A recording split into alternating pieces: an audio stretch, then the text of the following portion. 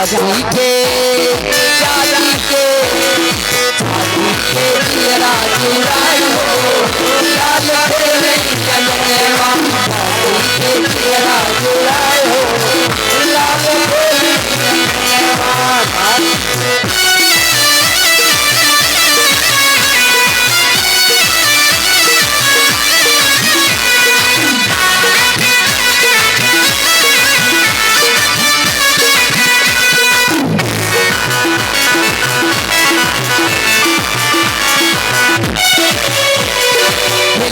खेलते लाले खेलते लाले बुआ लगे गईले खेलते लाले बुआ लगे गईले ओ खेलते लाले बुआ लगे गईले बुआ के जिया जुड़ाई हो लाल तेरे जगनेवा बुआ के जिया जुड़ाई हो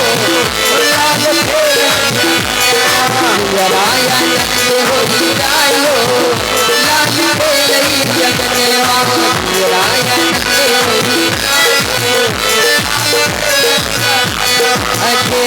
जगनेवा खेलैया जगनेवा खेलैया जगनेवा खेलैया जगनेवा जुड़ायन हो जाई हो लाल तेरे जगनेवा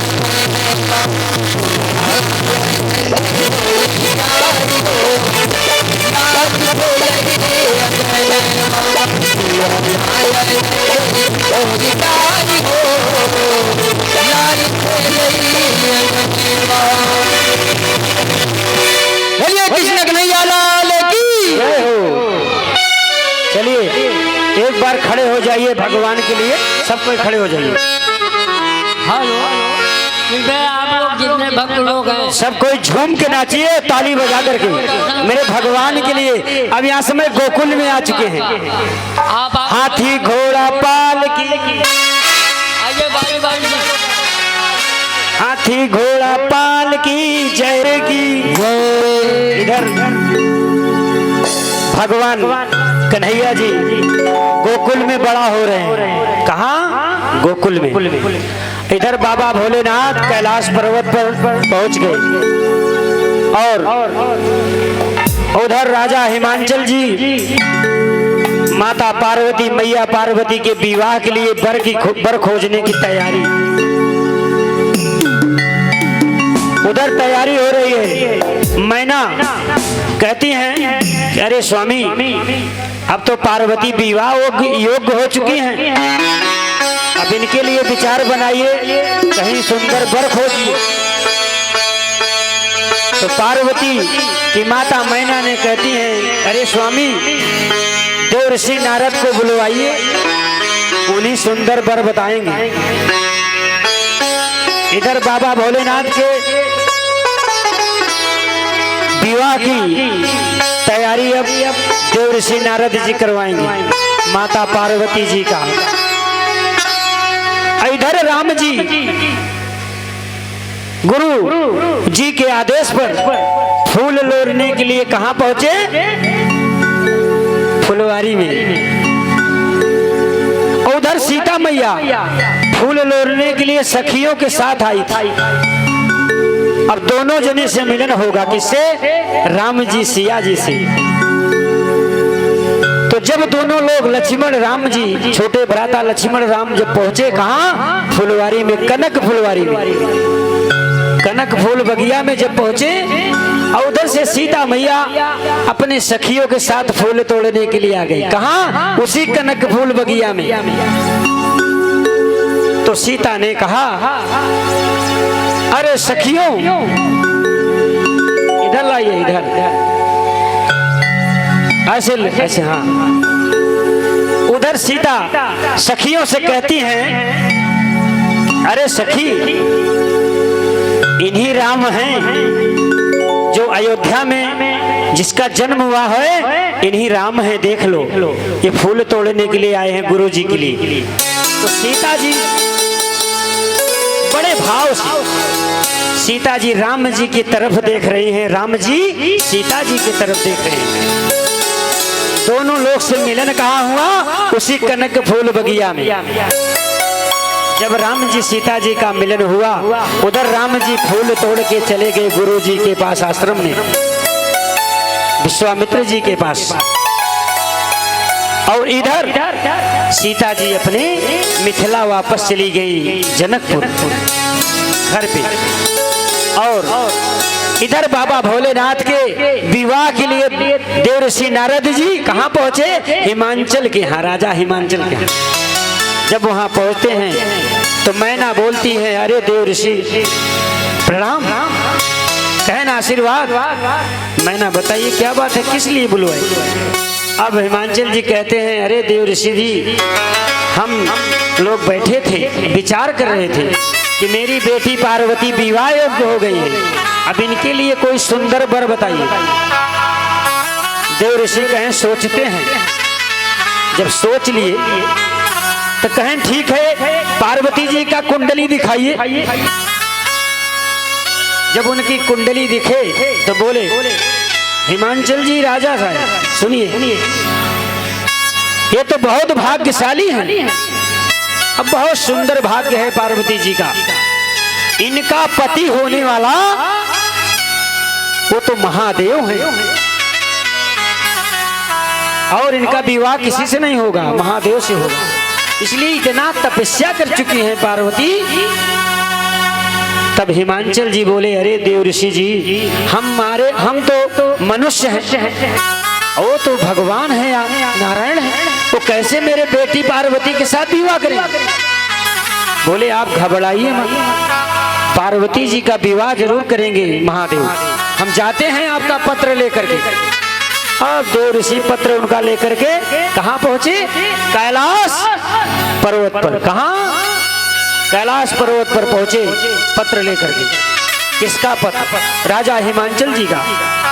जब वहां पहुंचे कहन, महादेव देवर्षि नारद का प्रणाम स्वीकार हो, नारायण नारायण।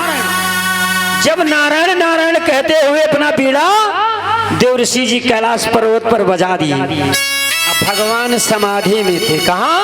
समाधि में। वो तो देख रहे थे क्या हो रहा है। बोले, आंख खोलकर बोले, तथास्तु, बताइए देवर्षि कैसे आगमन हुआ कैलाश पर्वत पर? बोले, प्रभु आपके लायक काम है, अगर आप मेरी विनती स्वीकार करेंगे तो वचन दीजिए, पत्र को पकड़िए। कहन, बताइए पहले देवर्षि जी। कहन, ऐसा है, हिमांचल जी के पुत्री पार्वती, उनकी माँ मैना हमसे सुंदर वर खोजने के लिए बताई, आपसे सुंदर यहाँ कौन है, आप विवाह कर लीजिए।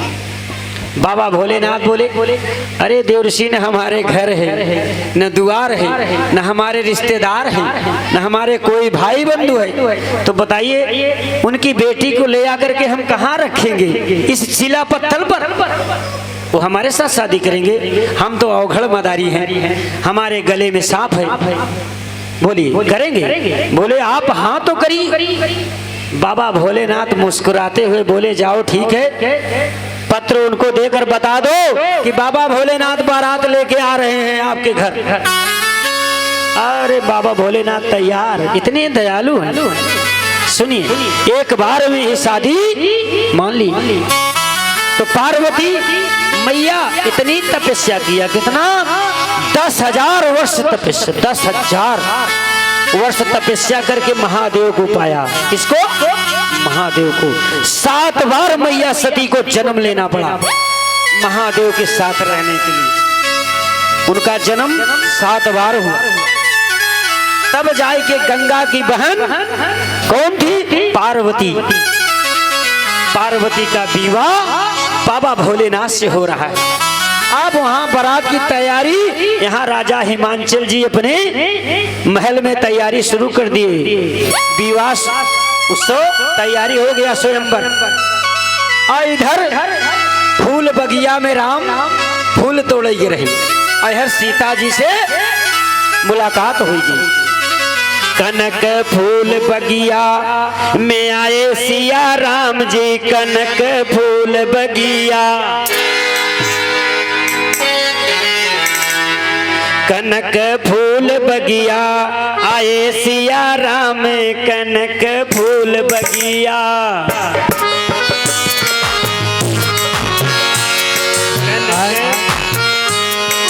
आए सिया राम कनक फूल बगिया, कनक फूल बगिया, कनक फूल बगिया आए सिया राम, कनक फूल बगिया।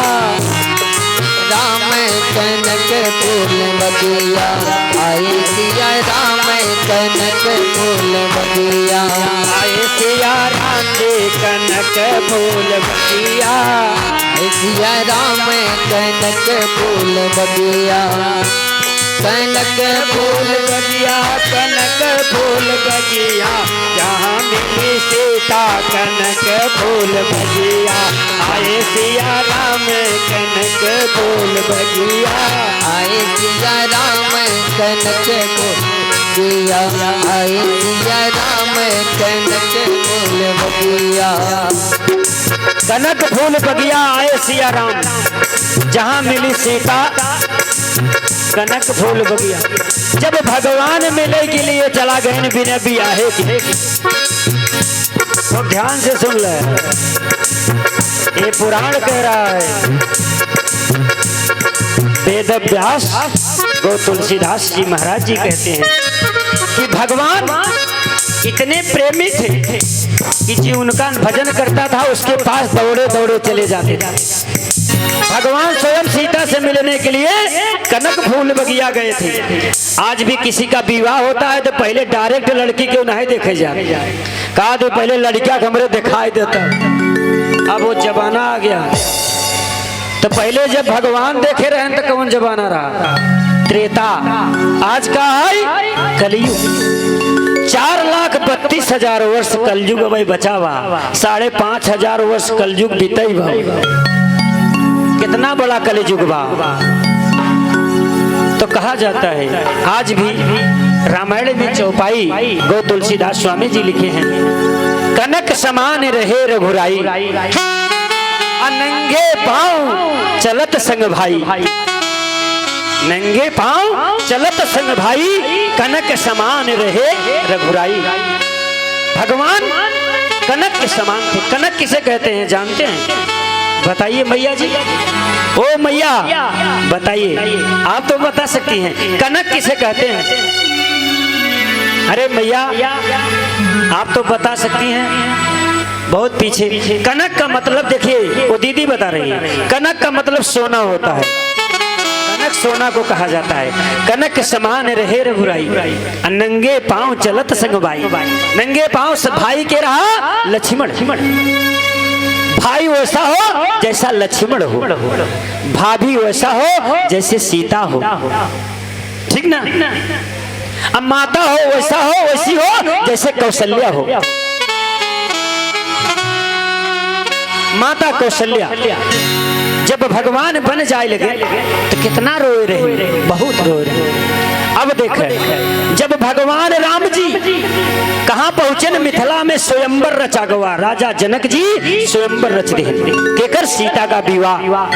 क्यों? वही शिव धनुष जो यज्ञ का धनुष था, वो धनुष परशुराम रखे थे, यज्ञ धनुष था, उसकी पूजा परशुराम करते थे, देख रेख परशुराम करते थे। तो एक दिन सीता मैया ने घर को लीपने गई थी। क्या करने? लीपने।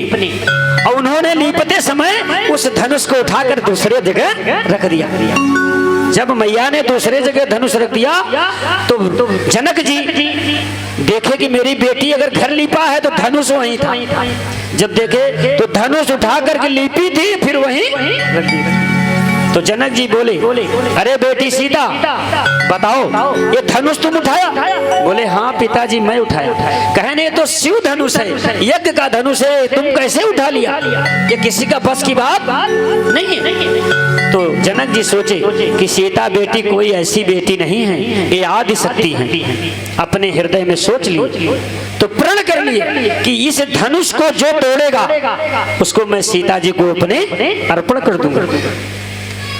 तो स्वयंवर में राजा महाराजा बड़े राजा बड़े बड़े गण आए, वहां देवी देवता सब आए, वहां पहुंचे स्वयंवर में। कहा? मिथिला में। मिथिला में स्वयंवर रचा गया, जनक जी रचे स्वयंवर की तैयारी। इधर विश्वामित्र जी के लेके संदेश दे दिए जनक जी कि राम लक्ष्मण को गुरुदेव लेकर के आप आमंत्रित हैं मेरे स्वयंवर में बेटी सीता का। इधर विश्वामित्र जी राम को लेकर के लक्ष्मण को लेकर गए, और उधर बड़े बड़े राजा महाराजा आए थे धनुष तोड़ने के लिए। उसमें दशानन विद्वान लस्कंधर रावण भी आए थे। अब ये जानते हैं कि रावण धनुष तोड़ने नहीं आए थे, धनुष को प्रणाम करने आए थे। वो धनुष नहीं तोड़ते, क्यों? उसको रावण को पता था कि धनुष हमें नहीं तोड़ेंगे, सीता तो मेरी बेटी है। कौन है? सीता रावण की बेटी थी, मंदोदरी की। इसको बताएंगे आप सबको, अब सुनिए। तो जब मिथिला में तैयारी हो गई पूरा सजावटी, तो एक भजन है, छोटी सी भजन। गुलशन सजा के रखना, गुलशन सजा के रखना, आंगन बुहारे रखना, मेरे राम आएंगे। गुलशन सजा के रखना, गुलशन सजा के रखना, आंगन बजा के रखना, मेरे राम आएंगे। गुलशन सजा के रखना, आंगन बुहारे रखना, मेरे राम आएंगे। गुलशन सजा के रखना, आंगन बुहारे रखना, मेरे राम आएंगे। गुलशन सजा के रखना, आसन लगा के रखना, गजरा मगा के रखना, मेरे राम आएंगे। गजरा सजा के रखना, मेरे राम आएंगे। गजरा सजा के रखना, मेरे राम आएंगे। गुलशन सजा के रखना। भगवान जब आवे लगे न सीता जी डराते डरात अपने सखियन से कहिन कि फूल उल बिछाई दे, राम आवत है। डरात रही भाई, सीता का विवाह थोड़ी हुआ था, वो तो डर रही थी कैसे कहीं सजावे बड़ी। अब स्वयं आवत है जे हम कनक फूल बगिया में मिला रहा। भगवान जब पहुंच गए स्वयंवर में तो आसन लगा रहा, सोफा पर बैठे खूब बढ़िया सबके साथ में। और धनुष कोई हिला नहीं पाया, सब चले गए प्रणाम कर कर। बड़े बड़े योद्धा। अब जनक जी बड़े चिंता में पड़ गए कि तो धनुष कोई हिला भी नहीं पाया, अब मेरी बेटी सीता कैसे उठा लिया, मैं तो प्रण करके फंस गया। लगता है ये पृथ्वी वीरों से खाली है। तो कहने लगे जनक जी, रो करके कह रहे हैं, तो कहे कि हमें यह पूर्ण विश्वास हुआ देश देश के राजागण और देश देश के देवी देवता बड़े बलशाली आए और चला गए। हमें यह निश्चय सिद्ध हुआ पृथ्वी वीरों से खाली है। तब तो लक्ष्मण उछड़ गए, कहें सच्चे योद्धा सच्चे क्षत्रिय अपमान नहीं सह सकते हैं, और जिसको सुनने की ताप नहीं वो कैसे चुप रह सकते हैं। बताइए गुरुदेव, गुरुदेव से कह रहे हैं बताइए, आप अपमान करवा रहे हैं। कहें बैठ जाओ लक्ष्मण, अभी समझे। अब जनक जी के प्रण के लिए, उनके हृदय के शांति के लिए गुरु विश्वामित्र जी कहते हैं, हे राम उठो, जाओ इस धनु को तोड़ करके और जनक जी के प्रण को पूरा करो। राम जाओ। भगवान राम मुस्कुराने लगे कि जैसी आज्ञा गुरुदेव। जब भगवान चले प्रणाम करके तो धनुष के तरफ जब निगाह घुमाए तो तो भगवान शिव जी स्वयं राम से प्रणाम कर रहे हैं खड़े होकर के। आइए आइए नारायण आइए, मैं आपका इंतजार कर रहा था। अब भगवान शिव जी से मिलन हो रहा है। किसके? शिव जी से। हंस रहे हैं महादेव, वाह मेरी धनुष को स्वयं मर्यादा पुरुषोत्तम राम जी खींचेंगे चाप चाप। और उधर परशुराम यज्ञ में बैठे थे। तब तक धनुष का चाप भगवान राम जी खींच दिए। जब धनुष टूट गया, जब धनुष टूट गया, भगवान चाप खींच के प्रणाम करके शिव जी के धनुष रख दिए। और तब तक सीता जी जो वह कक्ष में बैठी हैं और बैठ करके विचार सब सखियां करत हैं साथे। तो सखियन सुन गए इनके धनुष राम जी तोड़ दे। तो सखियां गाना गावत हैं, एक भजन। उठो सीता सिंगार करो, शिव धनुष राम ने तोड़ा है। उठो सीता सिंगार करो, शिव धनुष राम ने तोड़ा है। तुम्हें उठो सिया सिंगार करो, शिव धनुष राम ने तोड़ा है। तुम्हें उठो सिया सिंगार करो, शिव धनुष राम ने तोड़ा है। तुम्हें उठो सिया सिंगार करो, शिव धनुष राम ने तोड़ा है। सखियन कहत हैं उठो सीता अब उदास मत हो, उठो तुम सिंगार करो, शिव धनुष राम ने तोड़ा है। जिसको तुम चाहती थी उन्हीं ने तोड़ा है। उठो सिया सिंगार करो, शिव धनुष राम ने तोड़ा है। तुम्हें उठो सिया सिंगार करो, शिव धनुष राम ने तोड़ा है। तोड़ा हाँ भाई तोड़ा है, तोड़ा है भाई तोड़ा है, सीता से नाता जोड़ा है। तोड़ा है भाई तोड़ा है, सीता से नाता जोड़ा है। उठो सिया सिंगार करो, शिव धनुष राम ने तोड़ा है। तुम्हें उठो सिया सिंगार करो, शिव धनुष राम ने तोड़ा है। तुम्हें उठो सिया सिंगार करो, शिव धनुष राम ने तोड़ा है। ये तोड़ा है भाई तोड़ा है, सीता से नाता जोड़ा है। तोड़ा है भाई तोड़ा है, सीता से नाता जोड़ा है। तुम्हें उठो सिया सिंगार करो, शिव धनुष राम ने तोड़ा है। तुम्हें उठो सिया सिंगार करो, शिव धनुष राम ने तोड़ा है। बोलिए सिया बलराम चंद्र की जानकी मैया की बलराम की। हमारे पीछे वाले भाई हाथ नहीं उठाते, हमारी निगाह उधर ही है। बोलिए सीता मैया की जय हो, जनक नंदनी सीता दुलारी की जय हो। आप लोग सोचते हैं कि महाराज पीछे नहीं देख रहे हैं, हमारी निगाह ज्यादा है उधर भी। जब सीता जी का स्वयंवर विवाह हो रहा है, इधर बाबा भोलेनाथ के बारात अब सुन ले, सब तैयारी बा। इधर सखियां गाना गावत हैं जब बिया हो बाद का कहत हैं। हो निहाल सखिया, हो निहाल सखिया, आजू मिथिला नगरिया निहाल सखिया, आजू मिथिला नगरिया निहाल सखिया। हाजी मिथिला नगरिया निहाल सखिया, हाजी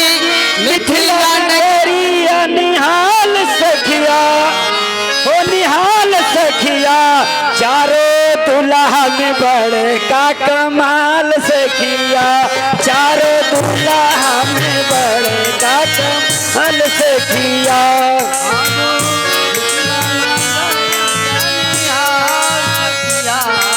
आजो मिथिला नगर चारों दूल्हा में बड़े का कमाल से किया, चारों दूल्हा में बड़े का कमाल से किया। होगा जी मिथिला नगरिया निहाल से किया, मिथिला नगरिया निहाल से किया, ओ निहाल से किया। चारों दूल्हा में बड़े का कमाल से किया, चारों हम बड़े का कमाल से किया, चारों दूल्हा में बड़े का कमाल से किया।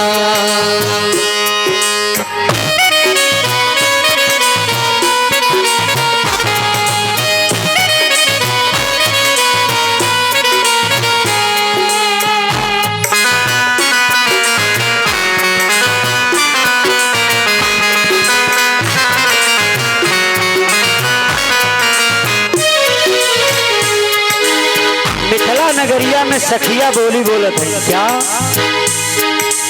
बांसुरी सखी का बोलत है कि सबसे सुंदर तो बड़कई दुल्हा बा। देखा जब केहू के बारात आवत है अपने गांव देहात में परंपरा से बियाह होत है तो हुआ पहले दुल्हा ही देखे बड़े टूटे थी सब। जब दुल्हा देख लेते थे तब द्वार पूजा नहीं देखती, दुल्हा देखे के बाद चल दी कहीं अरे बड़ा सुंदर बा हो फलाने की दुल्हावा। देख बताइए सब दुल्हा देखते हैं कि नहीं बारात आने पर? देखे के बाद चाहे दोबारा नहीं आई। आज भी परंपरा है कि दुल्हा देखे के बाद भूखो हेराई जाते, बढ़िया दुल्हा देखें तब तक कहीं चर्चा बा, हर और देख ली तो कहीं चला। बताओ जी देखा जाए जेकर जौन बाऊ जाने ओकर काम जाने, मगर राम जी इतनी सुंदर मर्यादा पुरुषोत्तम सीता जी के दुल्हा के रहा राम स्वयं भगवान नारायण। अब बेटी किसकी थी? सीता रावण की। और रावण के भगवान राम जी क्या हुए? दामाद। सीता जी बिटिया तो राम जी दामाद। तो भगवान राम क्यों मारेंगे अपने ससुर की? तो भगवान मर्यादा पुरुषोत्तम थे, वो न्याय पर मर्यादा पर चलते थे, वो धर्म के अपने पालन करते थे। इसलिए रावण जो है अपने परिवार की मोक्ष प्राप्त करने के लिए बैर मचाया था। और जबकि भगवान राम जानते थे कि मेरी सास मंदोदरी विधवा हो जाएंगी। उनकी सास कौन था? मंदोदरी, विधवा हो जाएंगी। भगवान मारने के लिए नहीं गए थे, मगर रावण बार बार बैर मचा रहा था, बुला रहा था कि जब तक हम बैर नहीं बढ़ाएंगे तब तक प्रभु राम आएंगे नहीं मेरे पास। कितना भाग्यशाली था कौन? रावण, जो कि अखंड पुजारी महादेव का था। किसका? शिव जी का।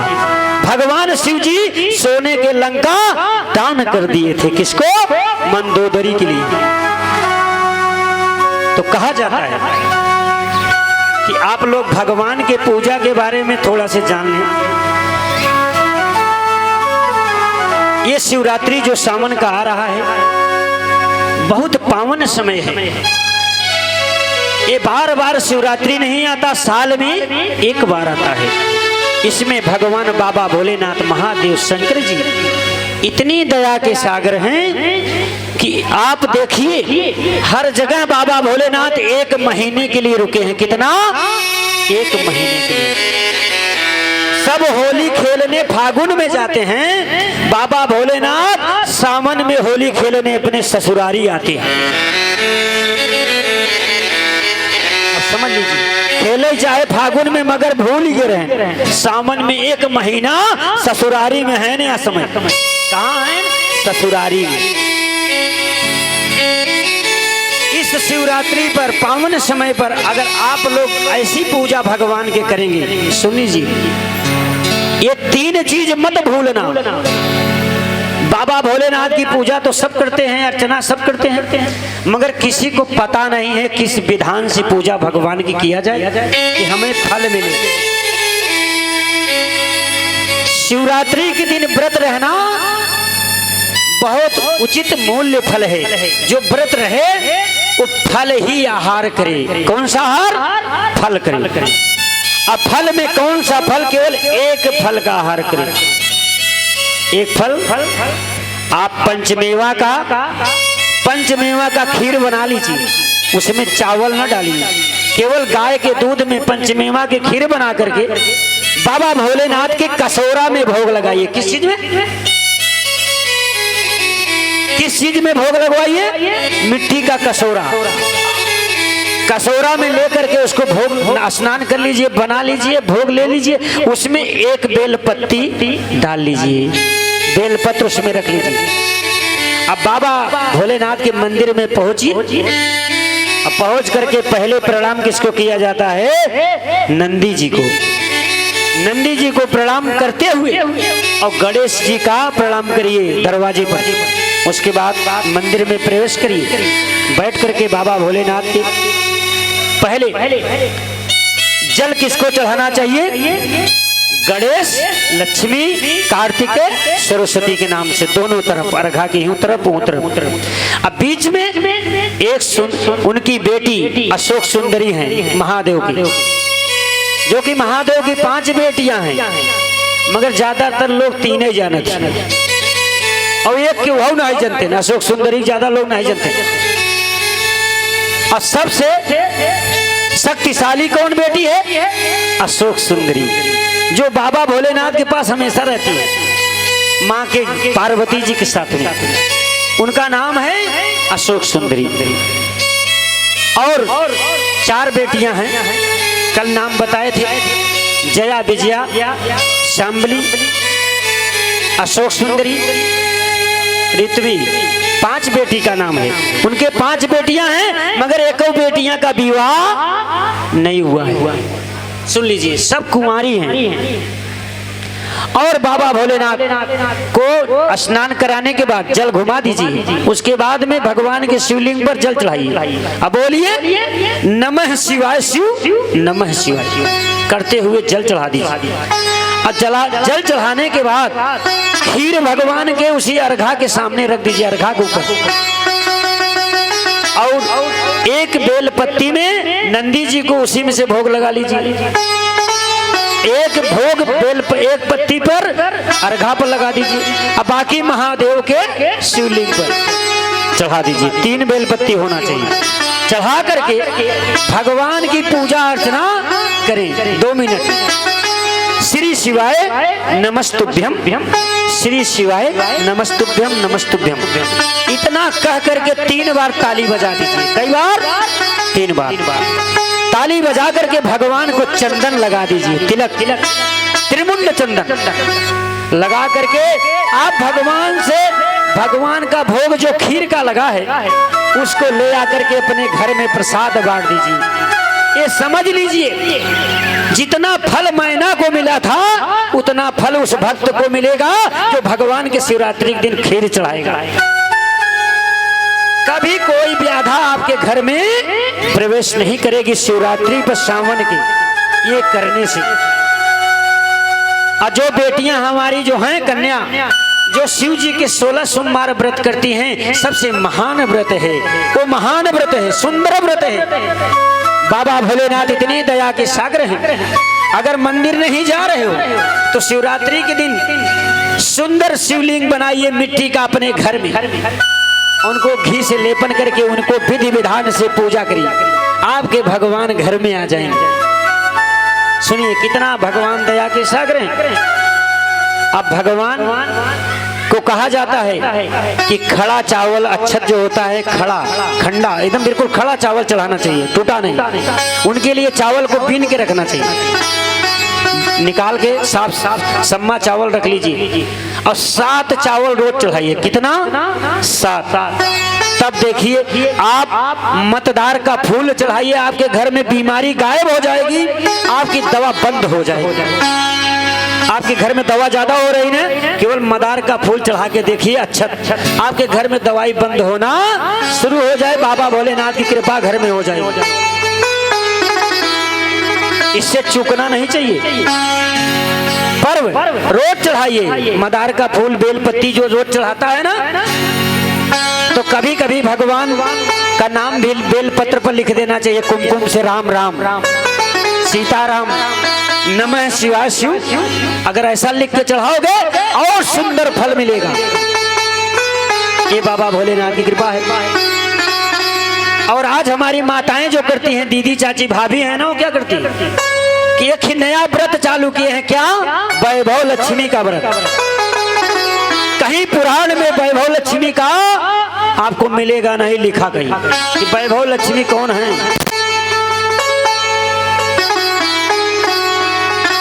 और बाबा भोलेनाथ को टूटे हुए पात्र से, फूटा हुआ लोटा से, बारी चिटकी से कोई बर्तन फूटा हो उसे भोग लगाना ना चाहिए। माटी के पात्र में लगा दो, पीपल के पत्ता में लगा दो, बरगद के पत्ता में लगा दो, भगवान स्वीकार करेंगे। मगर आप फूटे हुए पात्र में भोग ना लगाओ।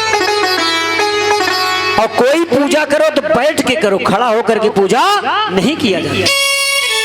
जब भी बाबा भोलेनाथ के पास जाओ तो जो ज्योति है, दीपक, उसमें डबल बाती लगाना है। और खड़ी बाती, अखंड बाती मत जलाओ, ये नवरात्र में जलाया जाता है। और समान दीपक 2 बाती लगाइए। कैसे? एक बाती पर 2 बाती तरपरा के उनको मिला करके घी में डुबो दीजिए और डुबो के तब जलाइए, तब आपको ज्योति का प्रकाश हो जाएगा। अभी ऐसे देख लीजिए, अगर बल्ब एक फेस से जलाओगे तो कभी नहीं जलेगा। कभी जलेगा? जब दोनों फेस जोड़ोगे तब जल जाएगा, तब प्रकाश हो जाएगा। इसलिए डबल बाती जलाना चाहिए बाबा की। किसी भगवान को जलाइए डबल बाती। और ध्यान रखिए कि पूजा अर्चना करने से पहले भाव बना लीजिए। क्या भाव? अगर आपके पास भाव है तो भगवान है, आपके पास भाव नहीं है तो भगवान नहीं है। और आप जब भगवान के शिवलिंग पर अगर माला चढ़ाते हैं तो आप उन माला, आपका माला नहीं चढ़ा रहे हैं, आप अपने शरीर का पाप दे रहे हैं उनको। आपका शरीर का पाप भगवान ले लिए। अब जैसे ये बेल पत्ती है, देखिए इसमें बेल पत्ती 3 बत्तियां हैं। जैसे ये बेल पत्ती फटी है ना, देखिए इसको चढ़ाना नहीं चाहिए, खंडित है। ये भगवान का तीसरी नेत्र है। एक 2 3, ये तीसरी नेत्र बेल पत्ती है। इसको चढ़ाने से भगवान के तीसरी नेत्र शीतल होती है। क्या होती है? शीतल होती है। अगर इसको खोल देंगे ना तो प्रलय होने वाला है। इसलिए भगवान शिव जी को बेलपत्ती चढ़ाने से कितना बड़ा कष्ट होगा वो आपका समाप्त होना शुरू हो जाएगा। 3 गुण है। त्रिगुणा बेलपत्ती है, त्रिगुणा फलम, बेलपत्ती समर्पयामि। त्रिगुण फल है, 3 गुण है इस पत्ती में।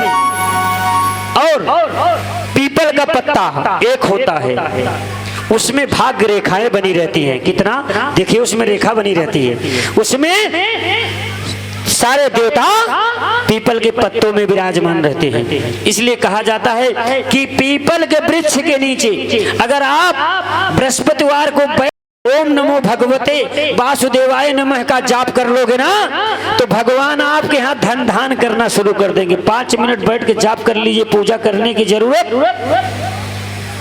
और जाप करने के बाद चलते समय क्या बोलना चाहिए? हर हर महादेव। उनका पीपल का नाम क्या है? हर हर महादेव, हर हर महादेव। पत्ता हमेशा चलता रहता है। और बरगद के पेड़ के नीचे बैठिए। बट जिसे कहते हैं बट को मतलब, बट को बरगद बोलते हैं, हम हिंदी में बता रहे हैं, बरगद को बट बोलते हैं। बरगद बट के नीचे बैठने से, ओम नमः शिवाय का जाप करने से महादेव का जटा आपके ऊपर आ जाएगा। क्या? महादेव का जटा जब आपके ऊपर आएगा ना, आप शीतल हो जाएंगे, दलिद्र छोड़ के भाग जाएं। इसलिए उसमें जटा रहता है। क्या? जाला। बरगद में देखिए जाला निकला रहता है ना, जर, वो शिव जी का जटा है। बरगद में शिव जी विराजमान है, और पीपल में नारायण, लक्ष्मी नारायण विराजमान है, शनिदेव, महादेव, हनुमान जी सब विराजमान है। और आप लोग घर पे शमी का पेड़ लगाएं तो ध्यान रखना है, शमी का पेड़ सावन में ही लगाना चाहिए। कब? सावन में। सावन में लगाएं। घर से निकलते हुए दाहिने तरफ, दाहिने अगर हाथ तरफ शमी का पेड़ पड़ता है तो आपके घर में कभी अकाल मृत्यु नहीं होगी किसी की। क्या? सुन लीजिए, अकाल मृत्यु नहीं होगी। और घर से शमी के पेड़ के दाहिने और दक्षिण तरफ अगर अशोक का पेड़ लगाओगे तो आपके घर में कभी शोक नहीं आ सकता। क्या? शोक नहीं आने देंगे अशोक जी, इतना फायदा है।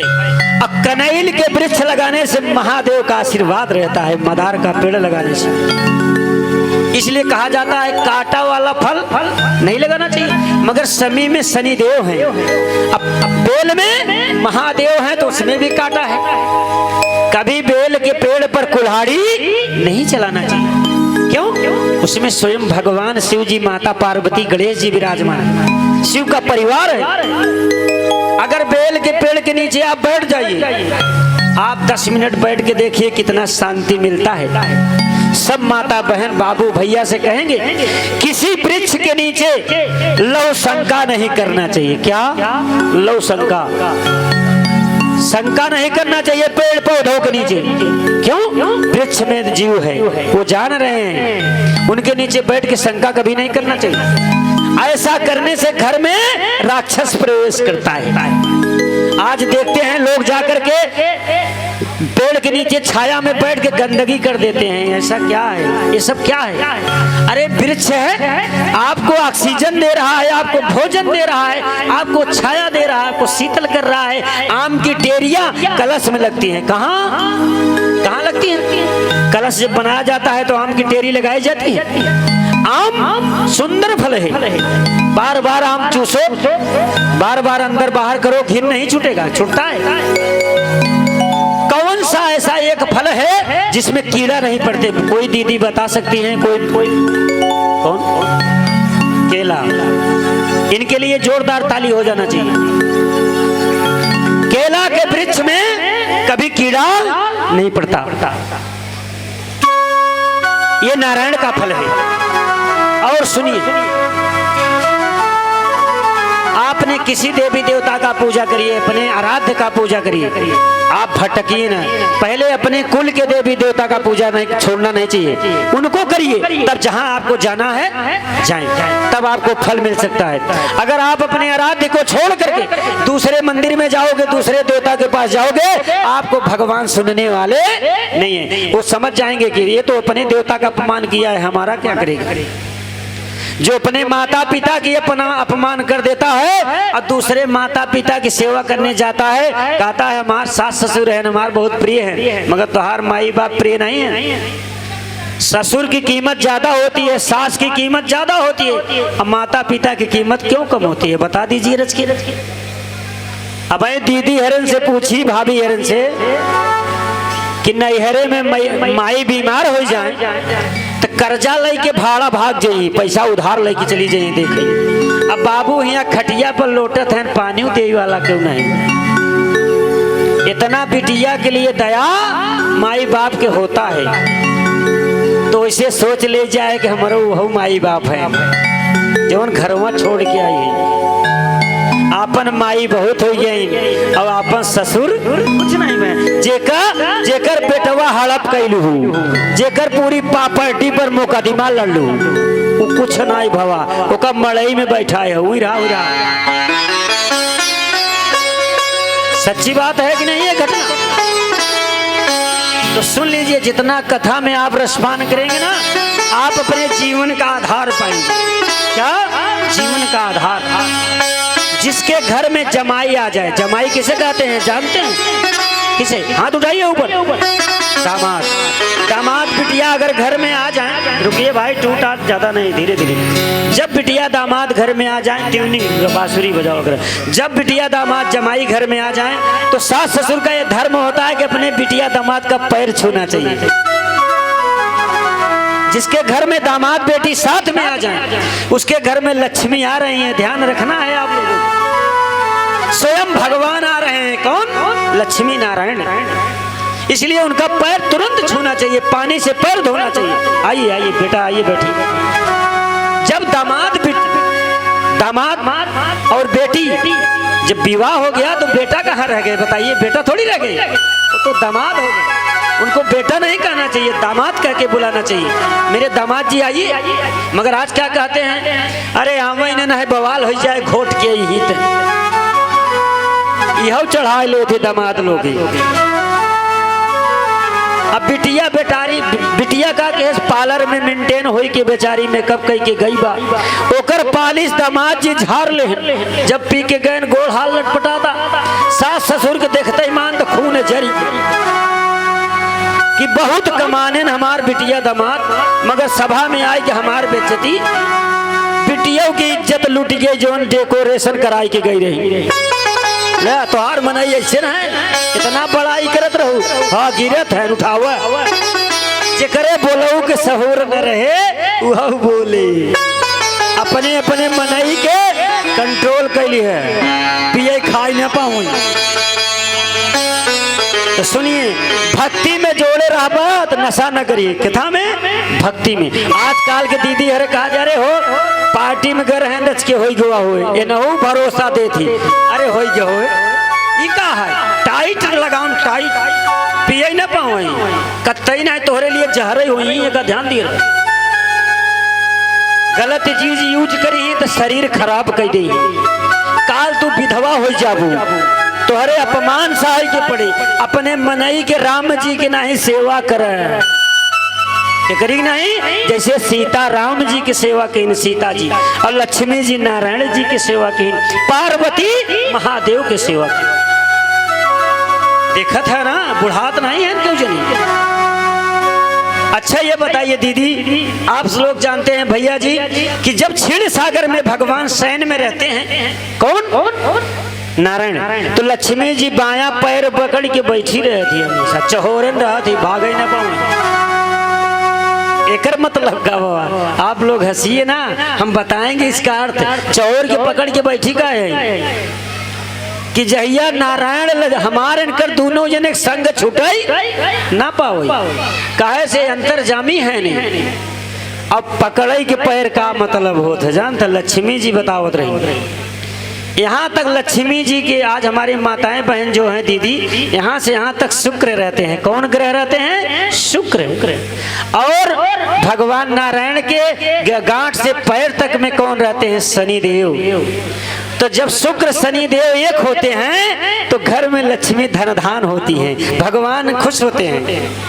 इसलिए कहा जाता है कि आप लोग अपने पति की समझा कि बावा पैर जरूर दबाई दिए, चाहे जिन दबाए, रोज जरूर रच के 2 बार दबाए के, चाहे बगल ही हो जाए, मगर एका दबाए से तो हर पति तोहरे लगे हमेशा रही, सुहाग अमर रहे। सुन ले, सुहाग आपके अमर रहे, अपने पति के कंधे पर सुहागन जाबू। बोलिए लक्ष्मी नारायण भगवान की जय। अगर आपको ज्ञान मिला ना, ये पुराण कह रहा है, तो एक भजन गाएंगे, उसके बाद कथा, अभी कथा चलेगा। चलिए भजन मीठी मीठी ताली बजा के करेंगे तभी आनंद आएगा। और कथा का रसपान करने का मतलब क्या है? प्रेम। अगर हम इतनी दूर से आए हैं तो आप लोग कथा का रसपान करिए।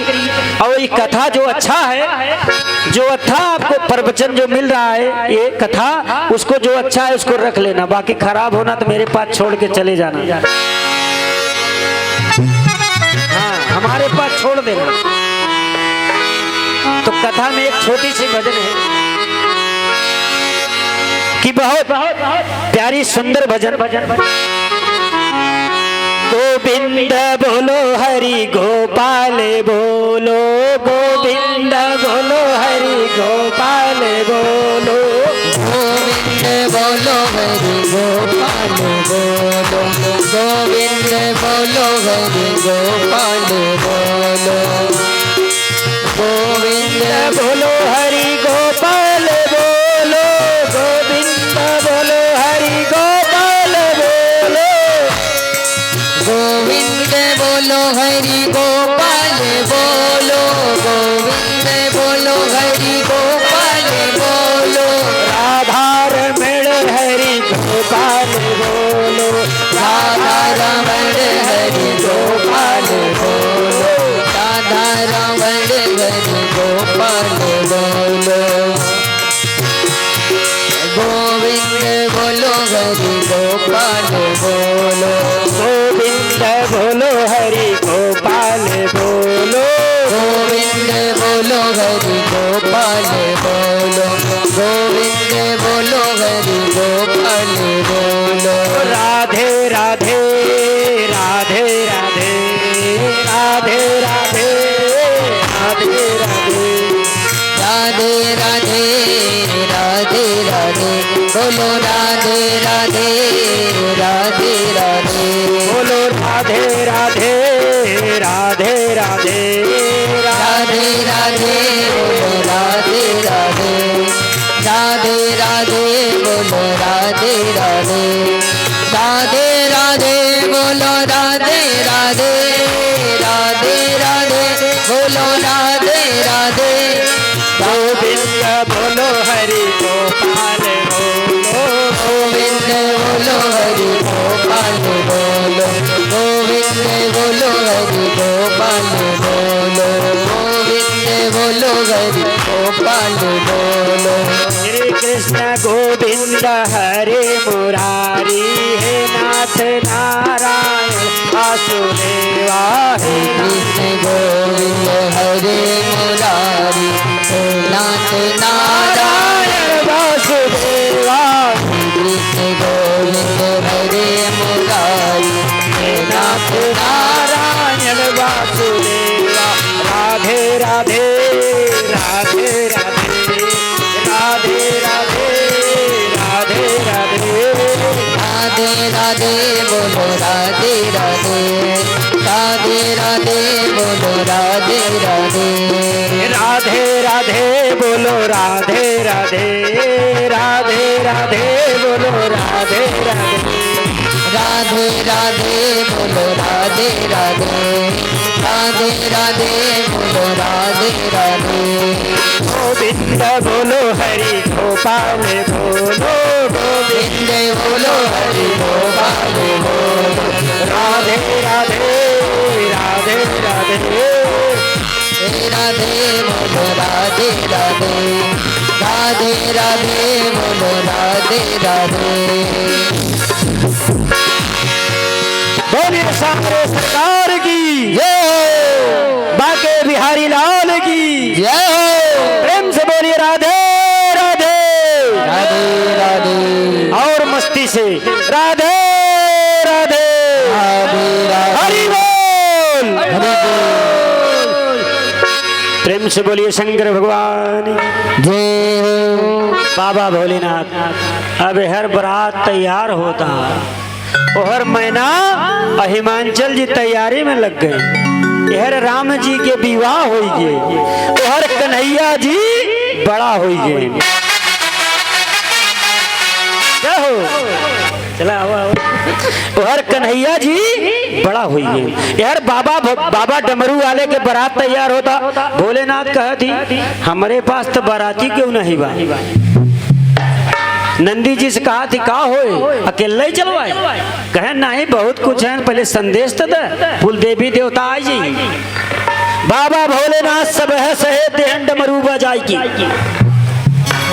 सहे देहन लंगड़ लू लालहन कोढ़ी भूत शैतान सब चलाएं लोखरी सियार। आई गए कैलाश पर्वत पर घेर लेन कहन बाबा हम भी बराते चलेंगे। कहन चलो कहन अब हमारे बच्चे के पास तो पैर ही नहीं बा। कहन जिसका पैर है अपने कंधा पे बैठाई के चले। अब फंस गए। जे जे सही रहा सोचे सब कंधा बैठाई, लंगड़ो लूल चलाई बड़े परेशान है। और हर राजा हिमांचल जी तैयारी करत हैं अपने पार्वती बिटिया रानी के अपने मंडप की तैयारी होत बा। यार बारात उठाई वाली बा, बाजा गाजा मर्द मदारे के माला फूल पहन रहे हैं शंकर जी। और 80 साल के बुढ़वा बन के बैल पर बैठ के जटा जूट पका बाल।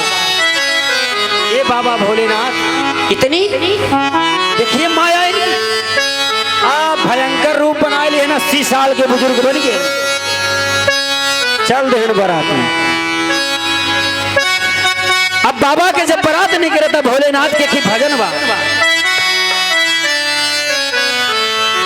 चली भाई भोले बाबा के बरतिया जमतिया भारी भोला के रही। हाँ भारी भोला के रही, बाबा भोला के रही। चली भाई कैलाश पर्वत से बरतिया जमतिया भारी भोला के रही। भोला के रही, भोला के रही, भोला के रही, भोला के रही। चल भाई भारी भोला के बरतिया जमतिया भारी भोला के रही। ओ जमतिया भारी भोला के रही, जमतिया बाबा भोला के रही। चल भाई कैलाश पर्वत से बरतिया जमतिया भारी भोला के रही।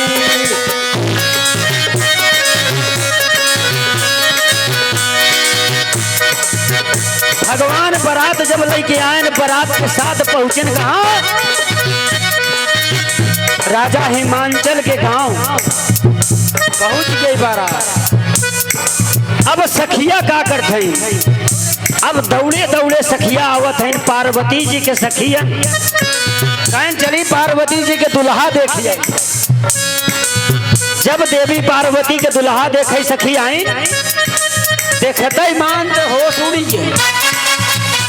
कहीं अरे इधर बुढ़वा बाहो कहाँ बुढ़वा बैल पर बुढ़वा दुल्हा आई बा पार्वती। चला बताई अब सखियन जाए के पार्वती बतावत है। अरे पार्वती कहन का भा सखी कहन बहुत गड़बड़ बा। कहन का बताऊ कहन तोहार दुल्हा 80 साल के बुढ़वा बा। अब पार्वती मुस्कियाई दी कि माया फैलाए हैं। कहन कहन इतना बड़ा बड़ा दाढ़ी बार पका पका बुढ़वा बैल बिना एक सींगी की। कहीं देखो कहीं हाँ बाबा भोलेनाथ फैलाए दी माया। नारद देव ऋषि की बेइज्जती हो बनी। अब देव ऋषि डांटा जाई तो ससुरारी जब बारात जाए तो झगड़ा जरूर हो जाए। अब झगड़ा मचावत है शंकर जी और मैना सोचिन चल के देख ले हमारे बिटिया पार्वती के दुल्हा कैसे हैं। नारद जी तो कहन बहुत सुंदर है न सखियन कहा था 80 साल के बुढ़वा। जब मैना पहुंचिन देखतीन तो देखते मान भगवान शिव जी के गिरिन फट से बेहोश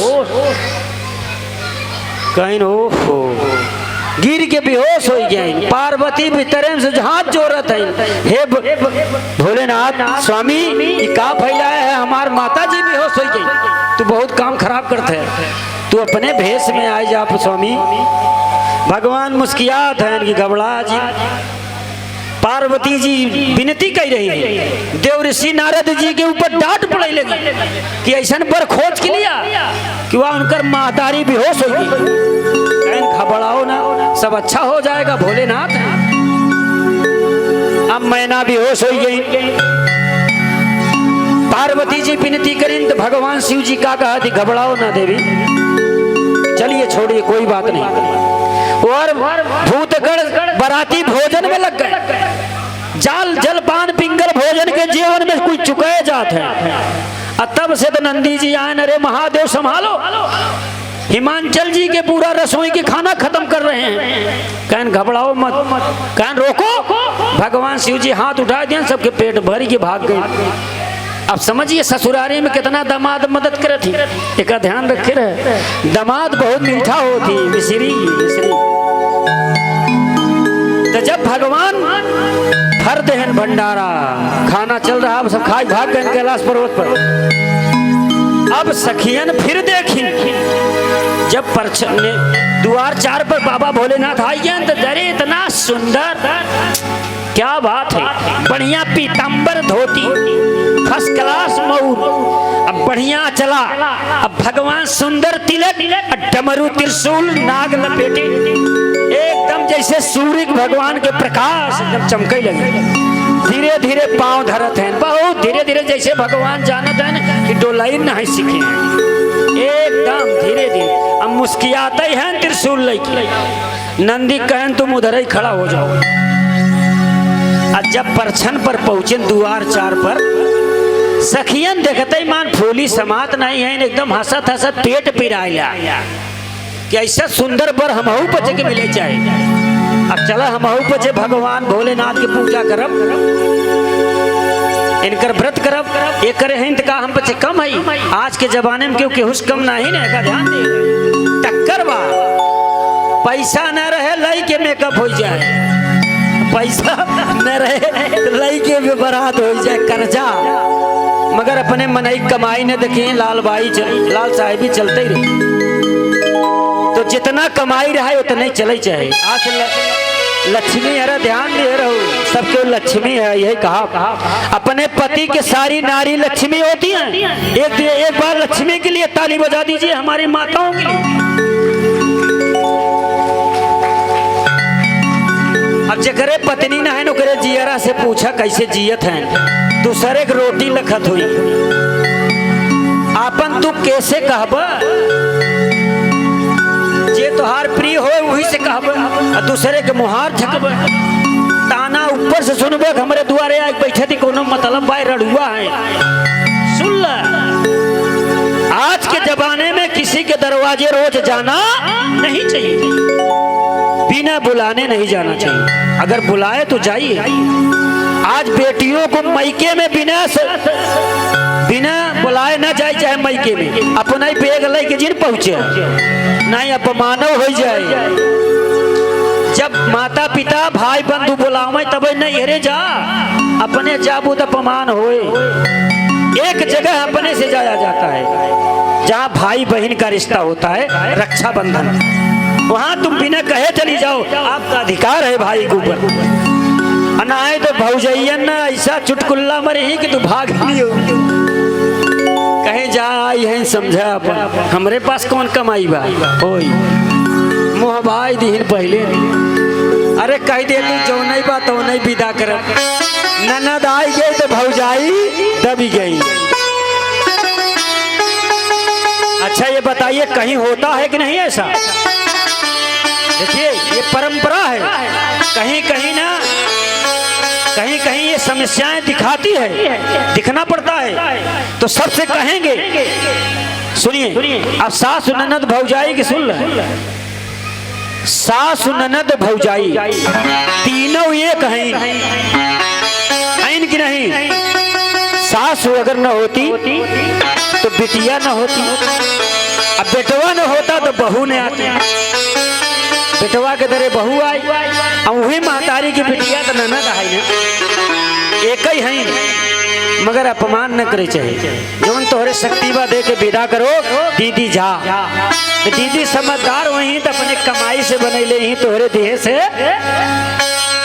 जो लक्ष्मी होती है ना अपने पति को बना देती हैं, अगर जिसकी पत्नी लक्ष्मी बन जाए उसका पति धनवान हो जाएगा।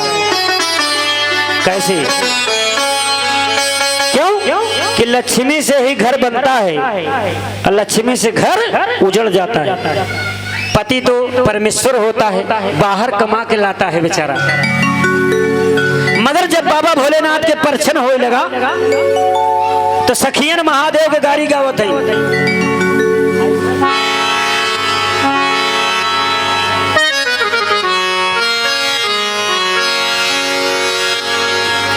सखियन गारी महादेव के गावत है कैसे? सुन गारी भोले ससुरारी में, सुन गारी,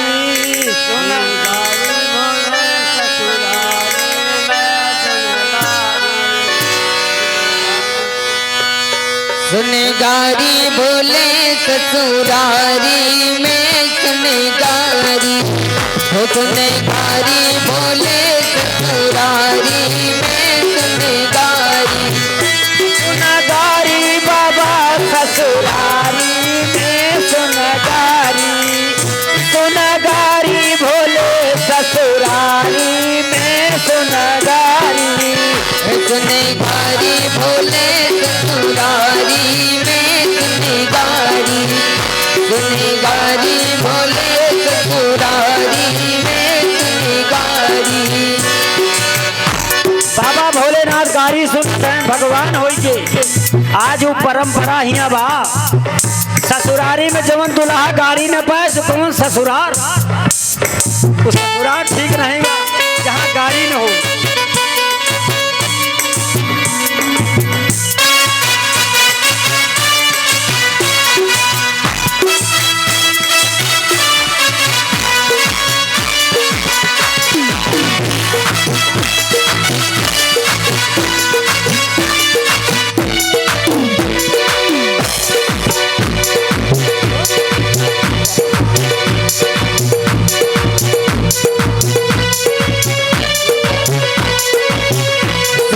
गारी बोले ससुरारी में सुने गारी बोले ससुरारी में सुने गारी बोले ससुरारी में सुने गारी। दुल्हा के बुआ बड़ी चुलबुली बड़ी हुलबुल की सुनगारी बोले ससुरारी में सुने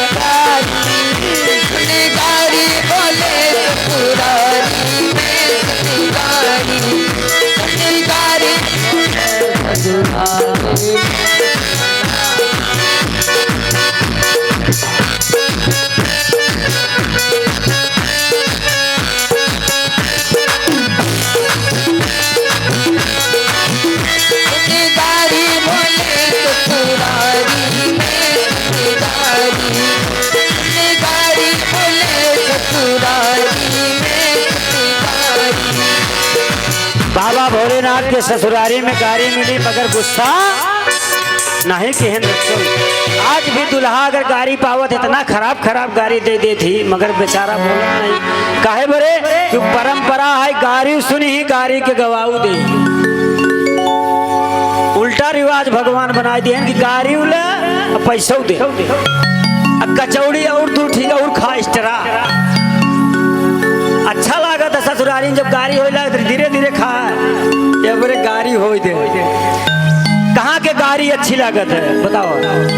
गाड़ी दू होता है एक गाड़ी अच्छी लागत है एक गाड़ी खतरनाक लागत है। ससुरारी के गाड़ी मीठ होता है अदर गाड़ी मिर्चा होता है तीत होता और क्यों गरिया दे तो बवाल हो जाए मगर ससुरारी में सब गाय दे मगर कुछ हो वाला नहीं ने कहे से जानत है सवेरे हमार पत्नी देवी चली ही ना कर सुनाई चले लिया चलो सुनाई पड़ी भाई लक्ष्मी लिया चाहिए सुनत है ना कुछ जिंदे देखा बवाल हो जाए कहीं भगाओ इनका अब हम न रुकब। इसलिए गाड़ी ससुरारी के सबसे मीठ होता है। भगवान आई गए हैं मैना खिया विवाह करे पार्वती से देख ले हिमांचल जी सब बैठा है नहीं सेवा करे। अब हम तो भाई एक ऊपर यही थे बियाह कराओ यार आप लोग बियाह दक्षिणा दे दे बियाह करो चला जाओ। अब काल पौपूजी होए माई मैया पार्वती बाबा भोलेनाथ के पौपूजी होए जे भाग्यशाली होए सावन में पौपूजी करे बाबा भोलेनाथ काल सबके नवा कपड़ा पहन के अच्छा चीज ले आए के पौपूजी करे। हम कहब न के का करे हम श्रद्धा के ऊपर अपन किस्मत जगावे के बा तो बाबा भोलेनाथ के पौपूजी करे के जकरे जवन शक्ति हो तवन अपन पपूजी कर सकता है। चाहे कपड़ा हो बर्तन हो सोना चांदी तांबा पीतल जो करे कर सकता है। इसमें कोई बंधन नहीं है। कल बाबा भोलेनाथ के पपूजी हो। अब कल कथा तीसरा दिवस विसर्जन दिवस है। कल कथा अंतिम है। इसलिए सबसे कहेंगे कि सब क्यों सावन के महीना में पहुंच करके यथाशक्ति तथा भक्ति मैया पार्वती शिव जी का पैर धो लीजिए। ये शिव महापुराण हमेशा नहीं होगा, बहुत किस्मत वाला होता है जिसे बाबा भोलेनाथ बुला लेते हैं। इनका बचे के बाबा भोलेनाथ प्रिय हो गए, बुला ले। अब बाबा भोलेनाथ आइए, ठाकुर जी आइए, राम जी आइए, सब आइए। तो हर बाबा भोलेनाथ के कल्प पूजी हो के तैयारी बा। हर सीता जी के विवाह संपन्न हो के राम अयोध्या में आइए।